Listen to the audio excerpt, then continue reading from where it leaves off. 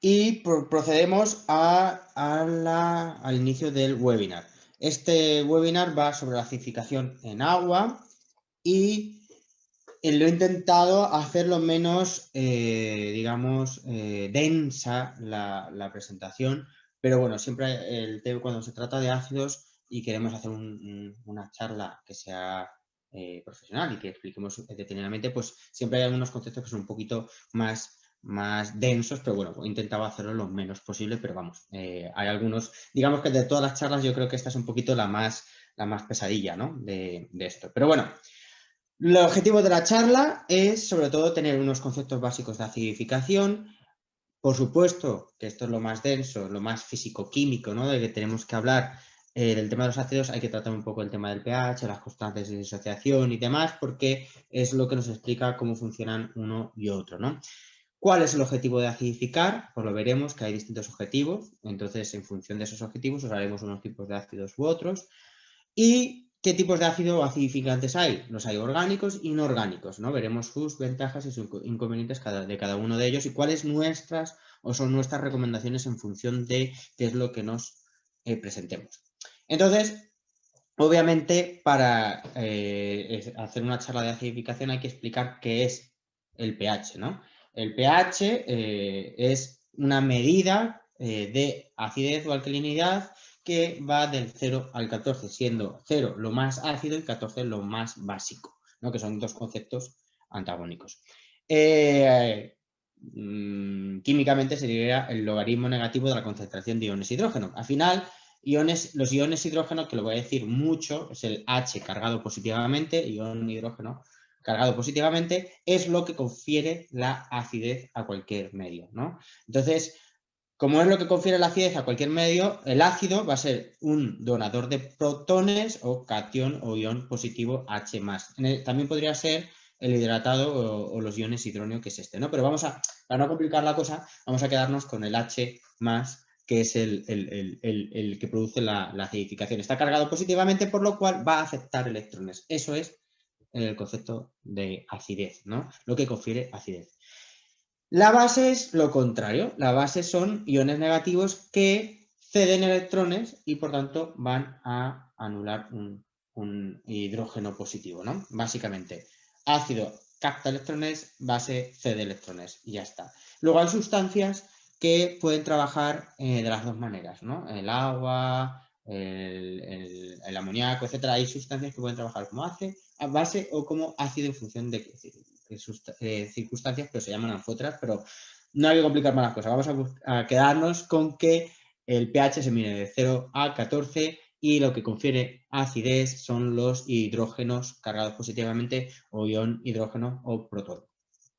Entonces, como hemos dicho, va de 0 a 14, siendo 14 lo más básico, lo menos ácido, y 0 lo más ácido o lo menos básico. Entonces, lo más ácido que hay es el ácido clorhídrico a una concentración de 1 molar, ¿no? Que eso sería 1 molar de concentración de hidrógeno cargado positivo.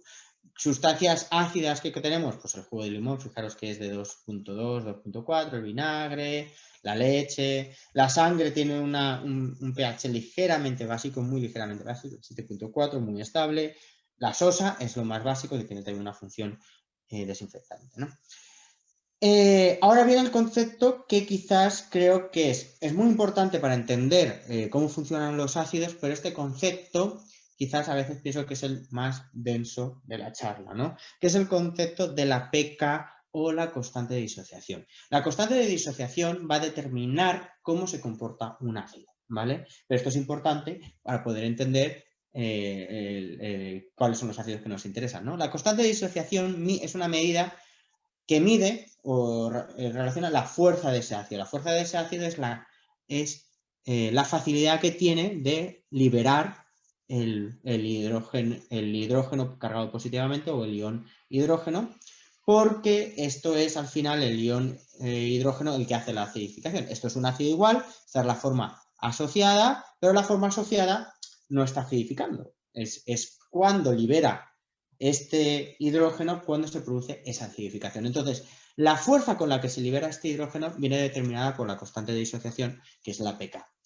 Básicamente funciona el concepto igual que el pH. Cuanto más bajo, más fuerte es el ácido, ¿vale?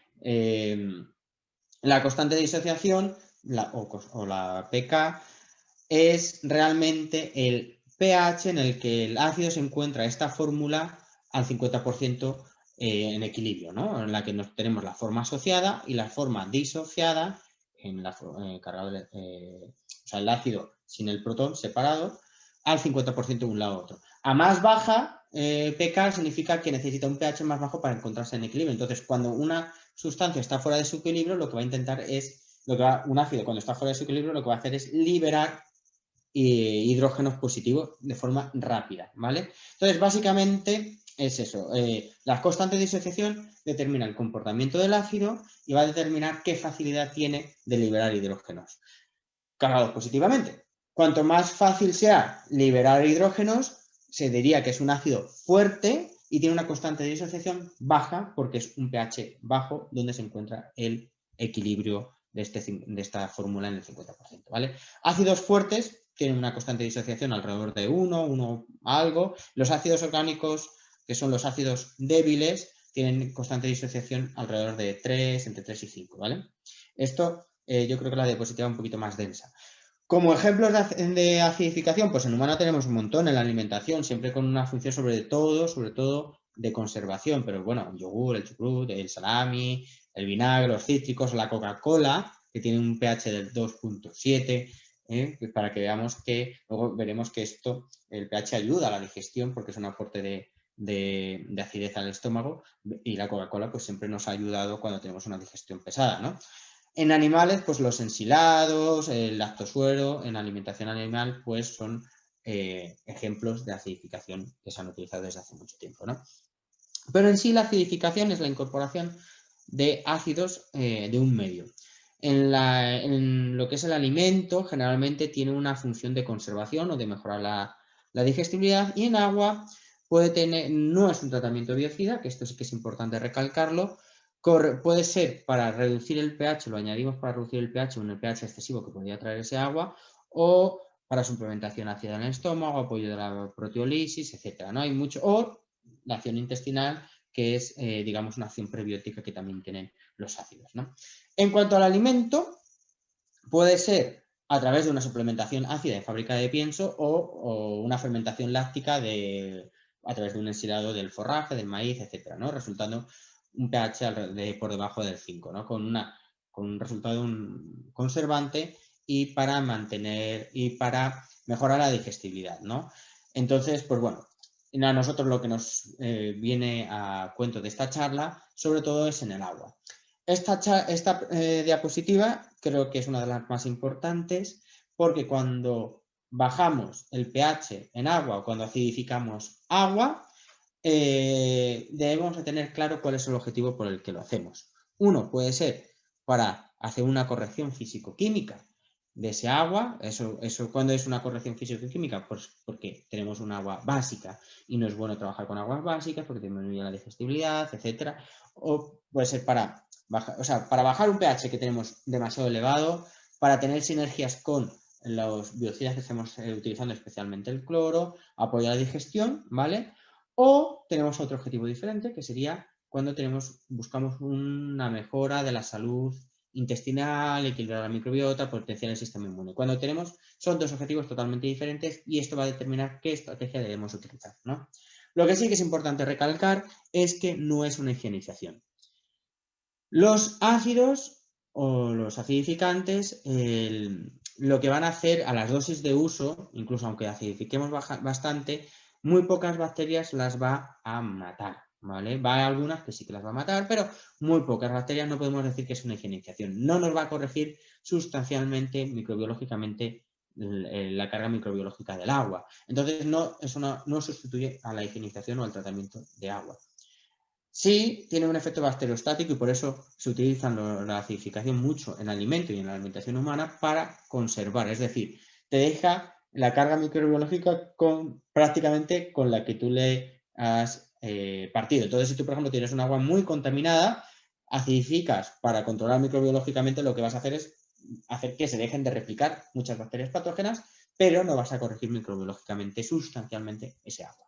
Entonces, cuando lo hacemos o acidificamos el agua, generalmente muchas veces corregir un pH excesivo de ese agua, ¿no? Aguas muy básicas, cuando trabajamos, no es recomendable trabajar aguas por encima de 8, hay que bajar esa alcalinidad del agua y, pues bueno, pues es una corrección físico-química. ¿Eso cómo lo sabemos? Pues hacemos un análisis físico-químico del agua, si vemos que tenemos un pH excesivo, pues hay que corregirlo porque nos va a afectar en la digestibilidad, en determinadas cosas, ¿no?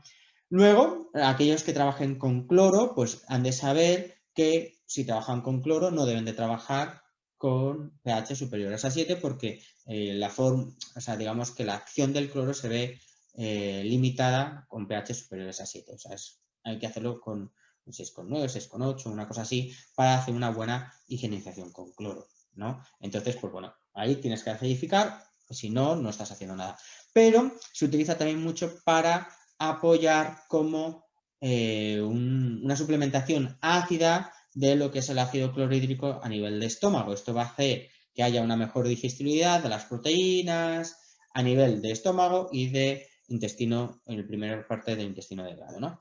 Va a hacer que todo lo que son el tripsinógeno pase a tripsina, el tripsinógeno pase a pepsina y todo esto, ¿no? Que la máxima actividad se produce entre de 2 a 3,5 de pH. Entonces, cuanto más ácido, mejor va a ser esta digestibilidad. Además, también está comprobado que cuando nosotros aportamos, digamos, unas dietas ricas en proteína a los animales, porque les exigimos unas conversiones en poco tiempo muy altas, entonces, ¿qué ocurre? Que si no se digieren bien, esas proteínas pueden llegar al ciego y tal, y producir una serie de fermentaciones que nos van a dar unos problemas entéricos, esas dietas hiperproteicas, ¿no? Entonces, sí es bueno, no solo para el aprovechamiento nutricional, sino para tener menos problemas que esas proteínas se digieran bien, ¿no? Luego está el hecho de que queremos acidificar intestino. Que acidificar intestino, bueno, no todos, nunca se va a acidificar intestino grueso, es muy difícil llegar a este intestino grueso, pero si podemos acidificar alguna parte del intestino, vamos a favorecer bacterias saprófitas que crecen mejor en condiciones ácidas frente a determinadas bacterias patógenas. Se ven, por ejemplo, bastante comprometido el crecimiento de E. coli, Salmonella a pH fuera de su pH de confort, que es entre 5 y 8, ¿no? Entonces vemos que el lactobacillus tiene, sin embargo, un margen o una tolerancia al ácido mucho mayor. Además, los ácidos también funcionan como estimulantes de glándulas salivares, papilas gustativas y secreciones pancreáticas.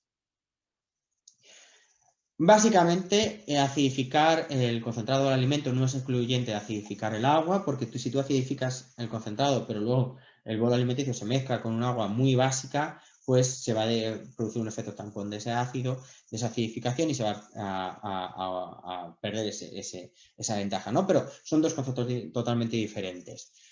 Es importante la práctica, luego hablaremos de que tenemos que conocer específicamente qué tipo de agua tenemos en la granja para saber cuál es la estrategia, ¿no? y cuál es la dosis que tenemos que manejar.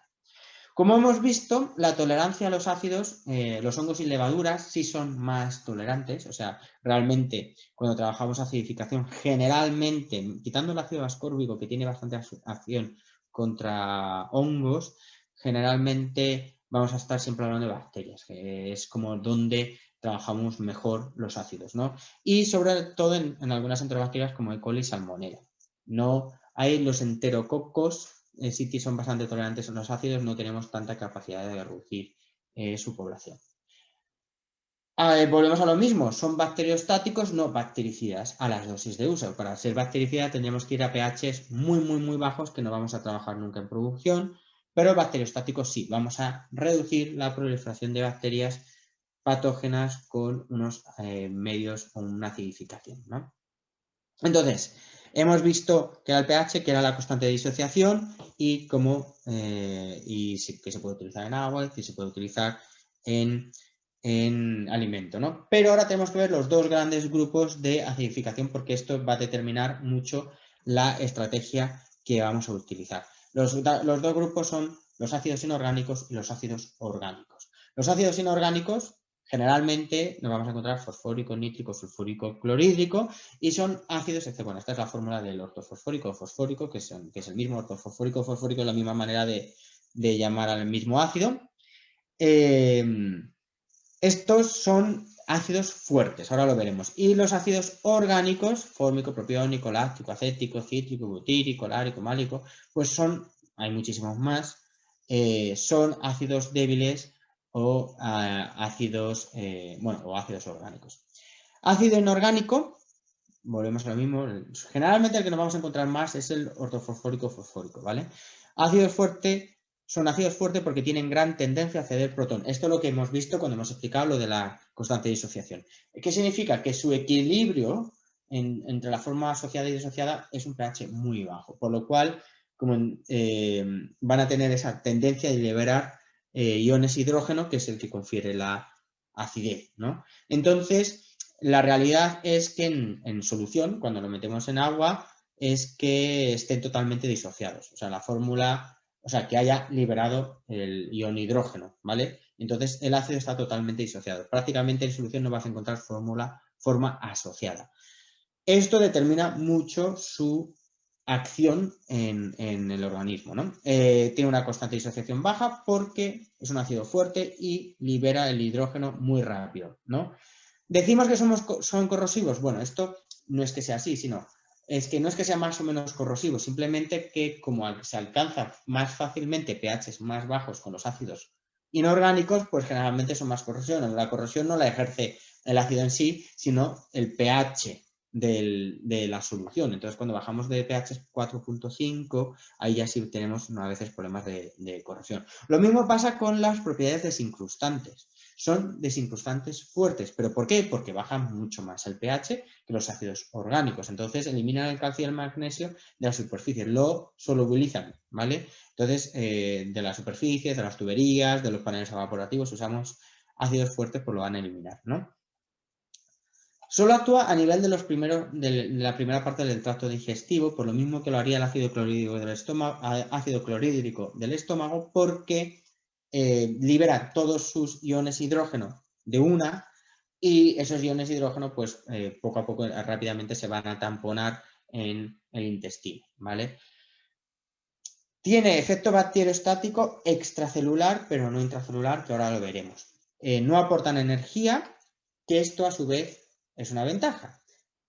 Es una desventaja, o sea, no aportan energía, por lo cual no tiene ningún valor nutricional en el añadir ácidos inorgánicos, pero también es una ventaja porque no producen biofilm. Si vamos a las charlas que se dieron de biofilm, veremos que uno de unos factores predisponentes más importantes para la generación de biofilm son el añadir sustancias nutricionales a las tuberías. Las sustancias nutricionales alimentan las bacterias, alimentan tal, y entonces va a generar mucho biofilm. En el caso de los ácidos inorgánicos, no va a generar ningún tipo de biofilm porque no es ninguna sustancia nutricional y además no dan sabor al agua. Sí hay que tener más cuidado con ellos porque son más abrasivos, ¿no? con los operarios. O sea, cuando se manejan ácidos inorgánicos hay que tener más cuidado. Sin embargo, los ácidos orgánicos tienen una constante de disociación, una pK más alta. Eso significa que son ácidos más débiles. Eso significa que la liberación del hidrógeno cargado positivamente es más débil, más lenta, ¿vale? Disociación lenta. Son ácido débil, no se encuentran totalmente disociados en solución. Nosotros cuando añadimos un ácido orgánico a una solución, acidifica menos porque hay una parte más que está disociada y otra parte que está no disociada. Entonces es la disociada con el hidrógeno separado el que genera la acidez. Entonces, por eso son más débiles, por eso son menos acidificantes de una solución. Al menos tienen un grupo carboxílico, que es esta fórmula que tenemos aquí, ¿vale? Que es como están los ácidos orgánicos, ¿vale? Son menos corrosivos y menos desincrustantes. No químicamente totalmente, o sea, realmente es porque como baja menos el pH son menos corrosivos y como baja menos el pH son menos desincrustantes de lo que son el calcio y el magnesio, ¿vale? Sí, tienen un efecto o tienen mayor efecto bacteriostático. Cuando vemos esto, significa que los ácidos, que ahora lo veremos, los ácidos orgánicos, la forma asociada, no la disociada, sino la forma no disociada es capaz de atravesar la membrana de las bacterias y liberar el hidrógeno cargado positivamente, que es lo que confiere la acidez, dentro del citoplasma de la bacteria. Entonces, sí tiene un efecto de disminuir el pH intracelular que no tienen los ácidos inorgánicos porque se encuentran totalmente disociados, ¿vale? Se aportan energía nutritiva cuando lo añadimos al agua. A ver, no es cuando nosotros analizamos la dosis que damos en el agua por el consumo del animal de ese agua, al final no es que vaya a reportar un aprovechamiento energético brutal de los animales, pero bueno, simplemente comentar que sí aportan energía o si es un elemento nutritivo, pero no es como una estrategia de nutrición, pero también es su desventaja porque al aportar energía es un alimento nutritivo y son generadores de biofilm. No son generadores de biofilm patógeno, o sea, inicialmente no van a fomentar el crecimiento de un biofilm patógeno, pero esto, cuando vemos la charla de biofilm, vemos que cuando generas biofilm, independientemente, aunque no sean bacterias patógenas las que inicialmente se ven favorecidas, sí, cuando madura este biofilm genera unas condiciones para la colonización posterior de bacterias patógenas. Entonces, al final, vamos a tener un problema con la generación de biofilm sí o sí. Sí dan sabor al agua, algunos buenos, algunos malos, pero bueno, hay que tenerlo, por ejemplo, en lácticos generan un sabor más apetente frente al butírico u otros ácidos que es menos apetente, ¿no? Pero bueno, sí producen biofilm, que esto es lo más importante y lo que nos va a determinar la estrategia. Vemos que las constantes de disociación son relativamente altas, entre 3 y 5, ¿vale? Las constantes de disociación, por eso, van a ser ácidos más débiles. Además, algunos ácidos tienen comprobado algunos otros efectos, por ejemplo, como el butírico. El ácido butírico sabemos que ayuda a la maduración del enterocito, es inmunoestimulador y por eso desarrolla más desarrolla la mucosa, aparte del efecto bacteriostático del ácido que ya tiene en sí mismo. El ácido fórmico sabemos que no afecta de forma importante la densidad microbiana en las últimas partes del intestino, pero sí lo hace, disminuye significativamente E. coli, algunas bacterias patógenas y el lactobacillus no se ve afectado. Bueno, esto es importante. Al final, lo que demuestra esta bibliografía es que sí tiene un efecto prebiótico modulando, favoreciendo el lactobacillus o bifidobacterias frente a algunas bacterias patógenas, ¿vale? Aquí habíamos visto, el ácido láctico es más apetente. En cuanto a la función antifúngica, el ácido sórbico, que es también un ácido orgánico, es más antifúngico. La verdad que, bueno, estos se utiliza mucho en alimentación humana para, sobre todo el pan y todo esto, para que no genere, o bollería industrial y tal, para que no genere colonización de hongos. Lo importante, lo que tenemos que saber es que crean ambientes beneficiosos para desarrollar la flora saprófita benigna, ¿no? Que son los lactobacilos y los bifidobacterias. Bueno, y luego por exclusión competitiva, pues que desplace otras bacterias. Van a ser capaces de acidificar un poquito más el tracto gastrointestinal. ¿Pero por qué? Porque como la liberación de esos iones hidrógeno es más lenta, son más débiles, van a ser capaces de liberar iones hidrógeno a lo largo del tracto intestinal, cosa que no va a pasar con los ácidos fuertes porque están totalmente disociados, ¿no? Aumenta la digestibilidad de nutrientes. Bueno, esto también lo hacen los ácidos inorgánicos porque de hecho lo hacen en mayor medida porque son capaces de acidificar más. Entonces, como suplemento del ácido clorhídrico o de acidez del ácido clorhídrico en el estómago, pues ayudan más los inorgánicos que los orgánicos, ¿no? Favorecen el correcto estado de las vellosidades intestinales y acidifican el contenido del buche, muy importante en avicultura, porque el buche, al estar antes del estómago, es difícil acidificarlo sustancialmente. Entonces, en avicultura, la acidificación del buche sí supone una barrera para la generación de microorganismos patógenos. Además, en el buche el alimento pasa bastante tiempo, entonces sí que es interesante, promoviendo la proliferación de lactobacillus frente a otras bacterias, ¿no? Ácidos orgánicos hay de cadena corta, media y larga. Y solo nos interesan los de cadena corta y media, porque los de cadena larga no son usados como ácidos, no tienen muy poca capacidad de acidificación, ¿vale? Los que nos vamos a encontrar generalmente son los de cadena corta. Entonces, aquí es la clave del asunto. Los ácidos orgánicos o los ácidos en general tienen capacidad de bajar el pH ambos extracelular, ¿no? Digamos los del medio, ¿no? Liberan iones hidrógeno y acidifican el medio. Y sí que son capaces de tener un efecto microbicida extracelular, tanto inorgánicos como orgánicos, ¿vale? Pero solo los orgánicos son capaces de generar una acción, una baja de pH intracelular, porque es específico de la forma no disociada. La forma disociada es altamente polar y no puede atravesar la membrana bacteriana, pero sí lo hace la forma no disociada y entonces va a poder liberar el ion hidrógeno dentro de la célula. Entonces la fórmula, este es el ácido, que es el grupo carboxílico del ácido orgánico, que se encuentra de forma asociada porque tiene unido el hidrógeno. Atraviesa la membrana de la bacteria y es aquí donde se divide en su forma disociada, ¿no? Por un lado el ácido y por otro lado el ion hidrógeno. El ion hidrógeno baja el pH de la célula, por lo cual lo que sí que sabemos es que solo las células que tienen un nivel de tolerancia, o las bacterias que tienen un nivel de tolerancia sobre ácidos bastante amplio, no se les ve afectado, pero si no, las células que tienen poca tolerancia a la acidez, digamos que todo su metabolismo a nivel enzimático, citoplasmático, homeostático se ve muy alterado y dificulta su supervivencia o su proliferación, digamos que le complica la vida, ¿no?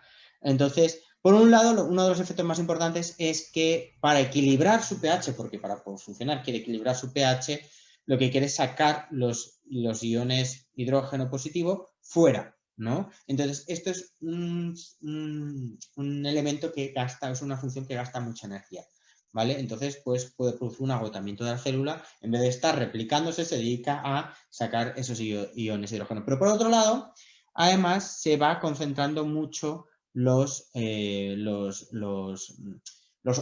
otra parte del ácido disociado y también potasio, sodio, porque también se altera la bomba sodio-potasio, etcétera, que lo que hace es que genere una presión osmótica dentro de la célula que produce turgencia celular. Eso viene a ser que tiene que entrar agua porque hay una presión osmótica dentro de la célula, entonces puede llegar incluso a romper la célula. Si vemos aquí, por ejemplo es el ácido ortofosfórico, que es inorgánico, y no es capaz de atravesar la membrana celular.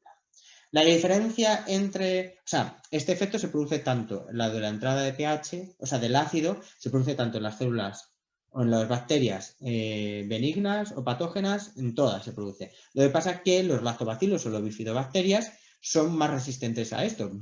Entra el ion hidrógeno, baja el pH, pero la célula se encuentra cómoda. Como se encuentra cómoda, no se dedica a bombear el hidrógeno fuera de la célula y no gasta esa energía. Esa es la adaptación y por qué unos se ven desfavorecidos y unos no les afecta, ¿no? Entonces, solo la forma no disociada penetra la pared celular liberando los iones hidrógeno dentro, ¿vale? Por eso, solo los ácidos orgánicos son capaces de actuar sobre el citoplasma de las bacterias porque son los únicos que vamos a encontrar una parte asociada y una parte disociada, ¿vale? Esto es un consumo de energía, afecta a la glucólisis, a la respiración celular, altera el equilibrio del pH alterando enzimas, transporte de nutrientes, el metabolismo del microbiano se ve afectado, la turgencia celular, etcétera, etcétera, ¿vale? Bueno, ahora hemos visto y ahora hacemos un pequeño resumen comparativo de los ácidos orgánicos y los inorgánicos. Esto es para que veamos que no hay que decir, yo es que mis favoritos son los orgánicos o mis favoritos son los inorgánicos. No, o sea, es que cada uno tiene su ventaja frente al otro. Los orgánicos, que lo hemos visto que hay más de lo que hablar de los orgánicos, que es el fórmico, propiónico, el láctico, el butírico, etcétera. Básicamente acidifican agua a más dosis. Son menos económicos para bajar dosis pH, ¿vale? Sin embargo, el fosfórico, el clorhídrico, el sulfúrico, los inorgánicos acidifican agua a menos dosis, por lo cual, en cuanto a bajar el pH, si nuestro objetivo solo es bajar pH, el ácido inorgánico es el más rentable, porque a menos dosis bajas más el pH. Los ácidos orgánicos son ácidos débiles con una pK alta. Los ácidos inorgánicos son ácidos fuertes con una pK baja. Esto va a determinar el comportamiento, por lo cual sí van a ser capaces de acidificar en el intestino los orgánicos porque va a tener una parte no disociada que va a llegar más lejos. acidifican solo a nivel de estómago los inorgánicos, por lo cual son buenos para favorecer la proteólisis, pero no para el efecto intestinal, porque llegan poco, ¿vale? Sí aportan energía a los orgánicos, pero a su vez esto también es la desventaja, porque generan biofilm, ¿vale? Sí provocan biofilm, generan biofilm porque aportan energía. Dan sabor al agua, depende de unos a otros, pues palatable, otros mal sabor. Si son bacteriostáticos a nivel, o son más bacteriostáticos porque no solo actúan a nivel extracelular, sino también intracelular, como lo que hemos visto, ¿no? Los inorgánicos, una de las ventajas que tiene es que no aportan energía, no van a generar biofilm. No van a generar biofilm, que es una cosa que nos importa bastante. No son tan bacteriostáticos porque solo tienen actividad extracelular, son capaces de acidificar de forma extracelular. Y ninguno, esto sí es importante, ninguno elimina biofilm, porque esto lo recalco, ni siquiera el orgánico ni el inorgánico, porque sí es común que decir, bueno, yo limpio las tuberías con ácido acético. Bueno, precisamente los ácidos orgánicos, como el ácido acético, lo que hacen no es limpiar, sino ensuciar la tubería porque es un aporte nutricional y por tanto generadores de biofilm. Los ácidos no son limpiadores de tuberías, sí son desincrustantes. Ojo, que no es lo mismo. Entonces eliminan calcio y eliminan los inorgánicos, son los mejores desincrustantes porque a menos dosis eliminan más calcio, pero también los orgánicos eliminan algo de calcio. Entonces, cuando hablamos de que el láctico, se dice que el láctico genera mucho biofilm, no es que genere mucho biofilm en sí, no es más nutricional, un elemento más nutricional, simplemente que es algo menos soluble que otros ácidos orgánicos y por tanto ensucia más la tubería. Para ser menos soluble, digamos que ensucia más la tubería, ¿no? Entonces, todo lo que ensucie las tuberías genera al final más problemas de biofilm y especialmente si son sustancias nutricionales, ¿no? Efectos negativos de consumo de agua, pues bueno, sabemos que el tártico sí, porque baja la palatabilidad. Efectos negativos, como sabemos que ensucian las tuberías, no darlo en los depósitos y darlo cerca de los animales, los ácidos orgánicos, porque para generar el menor biofilm posible y dar cerca de los animales. Uno, para generar menos biofilm y dos, para que llegue más parte asociada y no disociada, porque a lo largo del viaje que hace el ácido, ¿no? A lo largo de la tubería va a ir liberando esos hidrógenos, ¿vale? Cargados positivamente, esos iones hidrógeno. Entonces, como va a ir liberando esos iones de hidrógeno, cuanto más cerca de los animales esté, más lejos va a llegar esa liberación de iones de hidrógeno y no se va a producir solo en el agua, que perderíamos efecto bacteriostático intracelular, ¿no? Además, algunos ácidos orgánicos se combinan con mucho cobre para efectivamente disminuir ese efecto de generación de biofilm, ¿vale? Ese cobre, cuando es excesivo, puede reducir el consumo de agua y, por tanto, la ingesta de agua y también la ingesta de alimento, pero solo se hace al principio y luego se acostumbra al animal y ya no le afecta, pero sí, cuando no está acostumbrado al principio, sí lo puede hacer. Bueno, lo que está claro que la recomendación va a ser en función del objetivo. Habíamos visto al inicio, en una de las primeras diapositivas, que teníamos un objetivo, la corrección físico-química del agua o mejorar la salud intestinal, ¿vale? Corrección físico-química del agua. Mi recomendación, siempre ácido inorgánico fosfórico por la rentabilidad. Poca dosis necesaria, no genera biofilm y requiere un uso continuo, porque si yo quiero corregir físico-químicamente el agua, la necesito corregir siempre. Y esto habría que hacer una curva de Pecha que lo vamos a ver ahora. Cuando queremos mejorar la salud intestinal, pues como hemos visto que solo la forma no disociada puede entrar en el citoplasma de la célula, siempre va a ser mejor un ácido orgánico, siempre asociado a un tratamiento de biocida que sea capaz de eliminar biofilm. Por eso hay que trabajar con peróxidos como el Aquaceis Plus. Es más importante la dosis que el pH resultante. Aquí ya no nos vamos a fijar en qué pH nos baja o cuánto pH nos baja el agua. Es importante, sí, pero no tanto. Es más la dosis y la galénica, o sea, que es la combinación de ácidos orgánicos, la que va a ser determinante. Entonces se puede utilizar de forma continua los ácidos orgánicos o de forma a pulsos. Pero bueno, volvamos a los ácidos inorgánicos para corrección físico-química del agua. Tenemos un agua con un pH alto o por encima de 7 que no queremos trabajar porque queremos mejorar la digestibilidad, etc., ¿no? Entonces lo que es importante es determinar cuál es la curva de pH de nuestra granja. Y esto lo va a determinar lo va a determinar la concentración de sales, sobre todo el carbonato cálcico y muchas otras sales, pero sobre todo el carbonato cálcico en el agua. Si nosotros hiciéramos una curva de pH, la curva de pH es el pH, cómo baja ese pH de esa solución en función de cuánto acidificante añadimos, ¿no? Entonces, por ejemplo, en esta tabla vemos que esta es la cantidad de acidificante en 1000 litros de agua, 100 centímetros cúbicos, 200 centímetros cúbicos en 1000 litros de agua, de ese acidificante, y este es el pH de ese agua, ¿no? Partimos de un pH rollo 7.5 y según añadimos 50 centímetros cúbicos, así se va comportando el pH de ese agua. Si vemos, esto no es una línea. Si lo hiciéramos en un agua destilada, veríamos que es una línea, más o menos una línea recta prácticamente, ¿no? No tan recta, pero bueno, es más lineal. Cuando trabajamos en las aguas de la granja, no es una línea lineal, o sea, eso es una curva de pH. Entonces, esto nos va a determinar muchas veces cuál es la recomendación que tenemos que hacer. Fijaros que para bajar de 5.4 o 5.3 a 3.2, con 100 centímetros cúbicos, bajamos 2 puntos de pH, 100 centímetros cúbicos. Y sin embargo, para bajar un punto de pH entre 6.5 y 5.3, una cosa así, para bajar un punto de pH necesitamos al menos 150 centímetros cúbicos. Pasaríamos 200 centímetros cúbicos. Entonces, esto lo que nos demuestra es que no es proporcional siempre. O sea, siempre vas a bajar, pero existe un efecto tampón. Esto no es una gráfica, es una gráfica normal, pero en muchos casos vamos a ver que baja en picado, de repente deja de bajar, luego vuelve a bajar en picado, ¿vale? ¿Qué ocurre? Que cuando nosotros nos marcamos un objetivo de pH, sin haber hecho una curva de pH, a veces no vemos cuál es el óptimo rentabilidad-costo de acidificar ese agua. Entonces nosotros si vemos que dices, bueno, yo es que quiero bajar a 5 de pH y resulta que bajar a 5.5 añades muy poco ácido y sin embargo para bajar de 5.5 a 5 a lo mejor tienes que añadir el triple de ácido que para bajar a 5.5, pues a lo mejor dices, ostras, pues por costo-beneficio con quedarme en 5.5 ya es suficiente.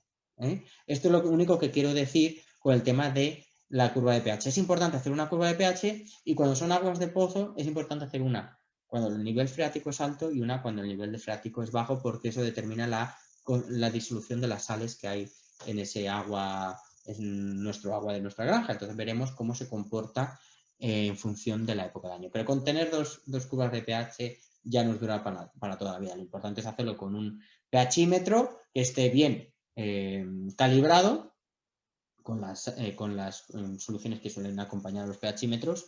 ¿Y cómo lo haríamos? Pues lo haríamos con 10 litros de agua y añadimos con una jeringa de estas de insulina 0,5 mililitros de acidificante para cada toma de medida. ¿Por qué 0,5? Porque en 10 litros de agua, 0,5 mililitros de acidificante equivale a 50 centímetros cúbicos en 1000 litros de agua o un metro cúbico, que es como se referencian casi todas las dosificaciones que se hacen en agua.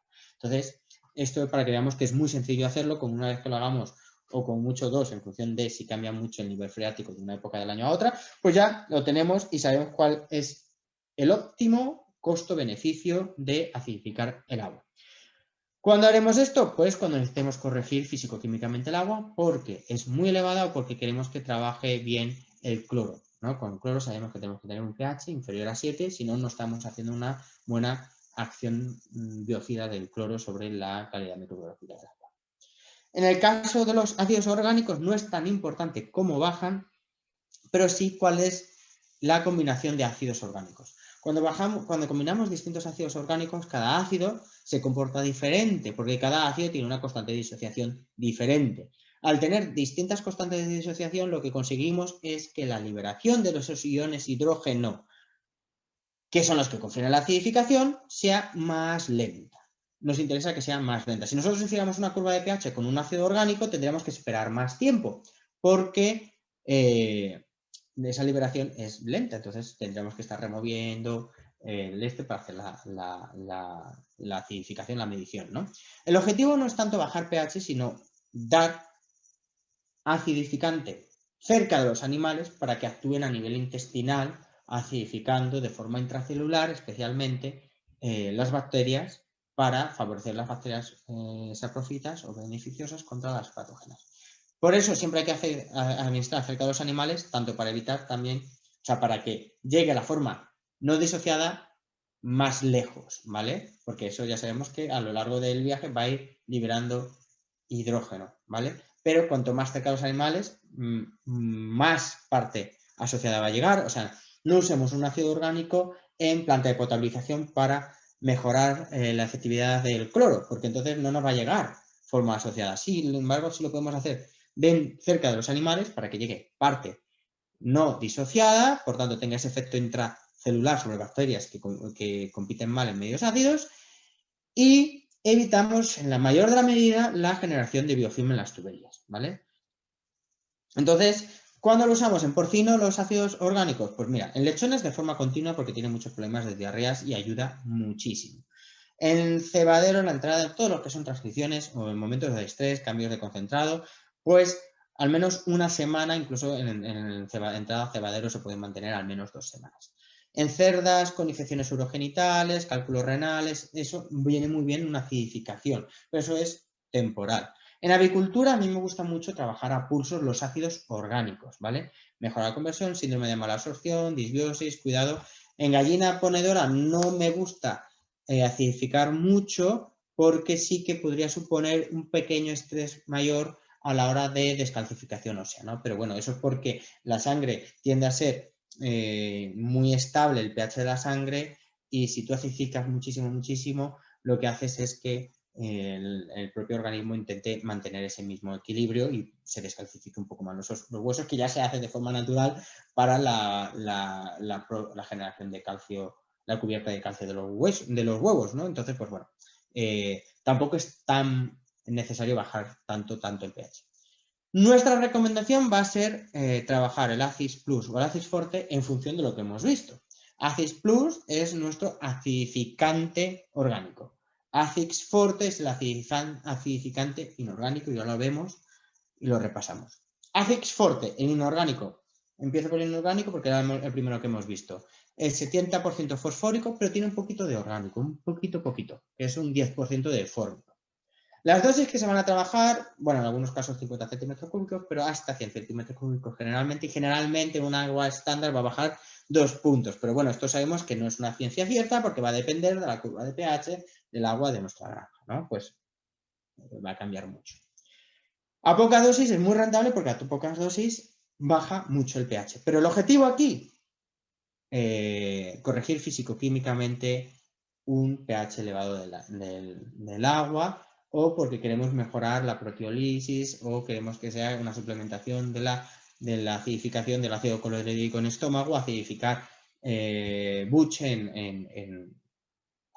en avicultura, ¿no? Lo consideramos inorgánico aunque tenga un poquito de fórmico, aunque sí el fórmico sí que mantiene bastante actividad intestinal. Lo que pasa es que, claro, está limitada por la dosis. Como trabajamos dosis baja, tampoco va a tener una acción intestinal bestial, pero sí que tiene actividad intestinal porque al ir acompañado del ortofosfórico va a llegar todo en forma asociada y no disociada, porque como hay mucha acidez, o va a conferir mucha acidez, se va a potenciar la forma asociada del ácido orgánico, que es mucho más débil que el ácido ortofosfórico, que es inorgánico. Entonces va a llegar, digamos, a estómago, a intestino delgado, la forma asociada, por lo cual sí potencia un poquito el efecto. Lo que pasa es que las dosis que vamos a trabajar con el ACIS Forte son muy bajas, por lo cual no va a tener tanto efecto intestinal como va a tener el ACIS Plus, que es orgánico puro.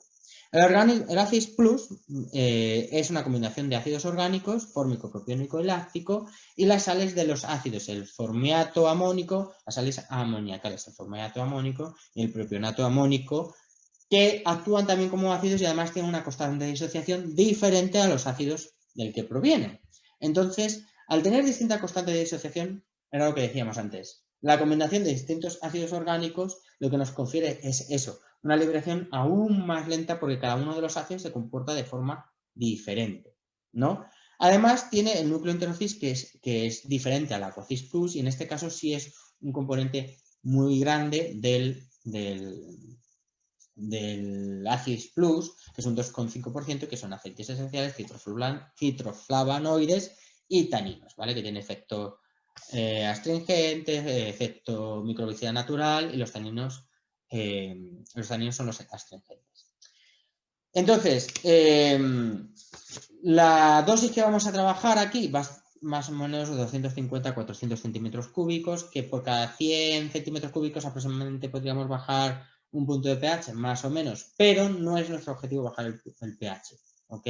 Nuestro objetivo con este producto es que la liberación de los iones hidrógeno sea lenta. Es un producto muy seguro, precisamente por eso, por las distintas constantes de disociación, y podemos meter el dedo un minuto sin quemarnos. Esto no lo podríamos hacer con los ortofosfóricos, si nos produciría una quemadura. Entonces, nos da mucha seguridad porque es eso, si hubiera un accidente que suministrase 3 litros en 1000 litros de agua, pues no causaría ningún tipo de accidente por esto, porque la liberación de ácido va a ser muy progresiva. Indicado, disbiosis, mejora sanidad intestinal, especialmente con E. coli y salmonella. ¿Cómo se va a dosificar? Tanto los ácidos forte y el ACIS Plus, lo único que la diferencia a la hora de dosificarlo sería el punto. El ACIS forte inorgánico lo podemos acidificar en la planta de potabilización al inicio, y nos da igual acidificarlo en depósito que en tubería, ¿no? Cuando trabajamos el ACIS Plus orgánico, hay que hacerlo lo más cerca de los animales para potenciar la llegada de la forma asociada y no la disociada, y para evitar la formación de biofilm. Siempre los ácidos orgánicos tienen que ir acompañados de un tratamiento con Aquacid Plus o peróxido para que elimine ese biofilm, porque aunque añadamos cobre, va a generar cierto biofilm, ¿vale? Y entonces hay que contrarrestarlo. Son sinérgicos y actúan muy bien juntos el Aquacid Plus con los acidificantes. También se puede utilizar sistemas de medicación para suministrarlo. Yo siempre, bueno, hay gente que te dice, bueno, yo es que tengo que elegir entre el Aquacid Plus o el ACIS Plus o el acidificante. Bueno, hemos dicho que los ácidos no son bactericidas, no son biocidas, no van a mejorar significativamente microbiológicamente el agua. Entonces siempre lo mejor, si tienes que elegir entre uno o otro, es el ACIS Plus, ¿vale? Es peróxido de plata, peróxido, plata y los peróxidos y el nucleótidos. Esto nos va a dar mucho más beneficio, pero si lo trabajamos conjuntamente, sí va a tener un efecto sinérgico y va a potenciar mucho más el efecto intestinal. Entonces, la elección entre ACIS Plus o el ACIS Forte va a venir determinada sobre el objetivo que nosotros tengamos. Volvemos otra vez lo mismo. ACIS Plus o orgánico, mejora sanidad intestinal. Este es el concepto con el que tenemos que ir. Cerca de los animales, pulsos o de forma continua, en función de las necesidades que tengamos. El ACIS Forte inorgánico es el más rentable si lo que queremos es corregir pH y nos permite hacerlo cerca o lejos de los animales y de forma continua, ¿vale? Y es para corregir el pH del agua de bebida. Este es el concepto que nos tenemos que ir. No hay, es que los orgánicos son mejores o los ACIS Fortes son los mejores, no. Es en función de cuál es tu objetivo, ¿no? Entonces, bueno, esto es el concepto que nos tenemos que llevar. Y bueno, esta ya es la charla. Espero no haber sido muy denso, sobre todo con lo de las constantes de disociación. Y pues ya dejo turno a las preguntas.